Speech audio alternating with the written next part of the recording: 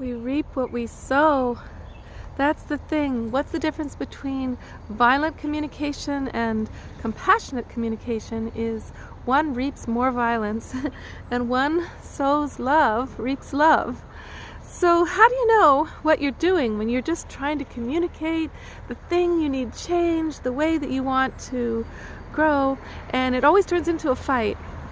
Well, the most important thing to really understand about violent communication is it is basically based on an assumption that is an accusation of the other person instead of staying simply with your own truth and your own needs. Yeah, it's really simple. But what we don't realize is that at least the English language has all of these accusations built into the language itself, so that in the process of just sharing your feelings, you end up accusing other people. So here's some examples. So words that end with ed words tend to be descriptions of the other person. So when you say, I feel abandoned, you're basically saying that they abandoned you. I feel abused, that means they're an abuser. All kinds of ways in which we say our feelings while not actually saying our feelings. So the feeling would be, I felt really lonely and really sad when you didn't come home for a week. You know, that's instead of abandoned, because my need to stay in more connection wasn't met. Now you find out that the person actually was trying to get a hold of you all week and couldn't, and your phone was down, and it wasn't that they abandoned you, but the accusation would start this huge long presumption, right, rather than opening up in vulnerability. So the power in sharing your real feeling because of the need you had and the action that occurred that stopped you from getting your need met, that's opening yourself up in a vulnerable way. So feelings are just very straightforward. You know, I felt abused. You would say, you know, like when you slapped me, I really felt scared and angry, and you had no right to do that, because, you know, I need to know that you'll never transgress against my body. This is going to de-escalate somebody more than saying you're an abuser, you're a violent alcoholic, right? Well, but when people are that far, I would say just walk away. There's not much chance at that when it's at that level, darling. But okay, getting back to feelings, needs, expressions of your truth. So anytime you're expressing yourself and you use an emotional reality like I feel afraid, I feel angry, I feel anxious, I feel scared, I feel passion, I feel love, I feel depressed, I feel grief, those are sad, I feel overwhelmed, I feel, there's hundreds of words that are expressions of how you feel personally.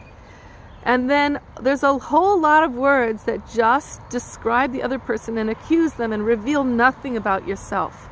So the brave thing to do is to always express your truth and your needs and be that vulnerable. The person who's vulnerable de-escalates everybody, even if you're talking about something really intense and really hard to face. As long as you're sticking with the action that occurred, the feeling that you had versus the accusation of them, and the need that wasn't met, and your request. So my request is that you will never touch my body in violence again.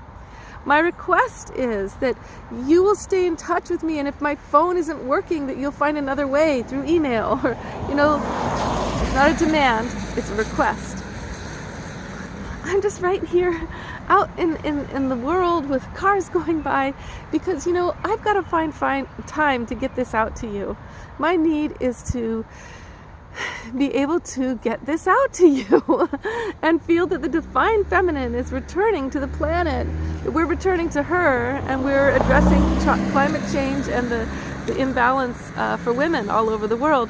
Do you know that the U.S. now is rated as one of the 10 worst countries to be a woman in? 10 worst countries in the world is the U.S. With Trump having gotten in there by pussy grabbing and drugging women and advertising how he abused women to help his campaign. And now the Midwest going and creating this whole campaign against women's right to choose their abortion rights. We've got to return to her power. And so here I am on the side of the road, darling. Don't judge me for this, okay? I'm doing what I can. You do what you can to be a little more vulnerable and a little more brave about what you express, so that you're just coming from where you're at with your feelings, not your accusations. And the thing is, most of the time, we think we know why somebody did the thing that we're so pissed off about, you know? But we don't know why. We don't know them. You only know yourself.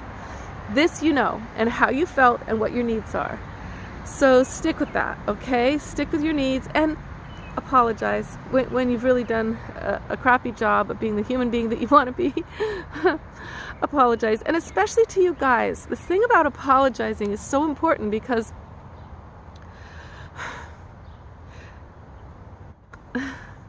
the women are like being humiliated all the time. A guy gets humiliated once and he's flying off the handle because you know, you crossed my ego, you made me feel like shit. Well, us women, take the guy who I tried to get a mechanic appointment with, who blew me off over and over again, didn't call me and didn't cancel. He lived across the street from me. He could have just told me, hey, I can't do this. But every time I kept trusting him and waiting. And finally I say to him, you know, that felt really bad. That was so hard on me. I lost so much work because of you. Why did you do that? Please don't do that. Well, he flies off the handle that I'm humiliating him and I'm being a bitch. But by that time, I've been humiliated 5 times. And the thing is, us women, like, our egos are getting knocked every time you guys open your cell phones and there's another woman with her boobs in your face. and she's like, you know, looking better than the next cookie. We take the knocks of humiliation all day long, and we stay present, we stay in a relationship, we stay here for you. So take a little humiliation here and there and just say sorry. All that guy needed to say to me was, I'm really sorry. But instead what he did is he had to go stomping off. How dare I confront him at all? And basically give me no options, so that I have to feel like I'm the abuser, for confronting him on basically, you know, dissing me over and over again. So he does this abusive thing, and because he's triggered about other women, and then I'm the one made to feel humiliated for saying, hey, that wasn't okay. So don't do that, guys, to the women. When they bring up stuff, don't put them down for having the strength and the power and the humility to tell you what they're really feeling. And you women, stay strong, okay? Stay strong in your vulnerability. Just share your feelings and your needs, and don't assume that you know why he didn't do what he did. I mean, I had the feeling about that guy that he was going through some trauma with his girlfriend, which was accurate, and then he was taking it out on me. But it still wasn't okay with me that he took it out on me, right? I still needed an apology. I still needed him to say, I will do better, if I was going to allow him to still be a friend or a mechanic I would use. He never did, so he's not on the page of my friends or the colleagues I have or people I go to for help with my car. So if you want to stay in the game with your woman, you need to be okay with sometimes she communicates something to you not perfectly, and you don't just go, she hurt my ego, so I can't talk to her and punish her until she, strokes your ego again. Don't do it, okay, guys? Please. If you knew the amount of ways that us women are put down and humiliated in just the ways, like a single woman like myself, for example, all my girlfriends who are married, they get invited to every party. Couples love to have another couple there because they can all be happy about their coupledom. The single woman is seen as like a kind of a dangerous woman, or not as happy or not as free. And then the single woman shows up really happy and really free, and she threatens everybody. So there you go. You have these small humiliations that are happening all the time. So what are my options then for friendship? I got to go for other single girls, and it feels kind of very limiting. Right? That somehow it's supposed to be humiliating to get older and to be independent and to grow stronger in my ability to be very happy on my own. You guys, when your ego gets knocked a little bit, use it as a moment to get stronger. Be thankful. Thank you for helping me be as strong as women are. To just let the ego roll away. Let it go. But, you know, when somebody's really continually being abusive and they don't apologize, and if the woman really is disrespecting you without a sense of, oh my goodness, I have ways to grow and I haven't treated you right, and she comes back to, let me try again, let's try again. You know, if she's not coming around to her heart, then same thing to her, okay? So the biggest thing to do here for all of us is to stick with our truth, with our feelings and our needs, and just abandon all those ED words. Every time you're tempted to share what you think is a feeling by describing the other person, I feel that you, I feel because you actually, you know, you manipulated, that's a really, really mean thing to say to somebody, that they manipulated. That's accusing them of a huge character flaw.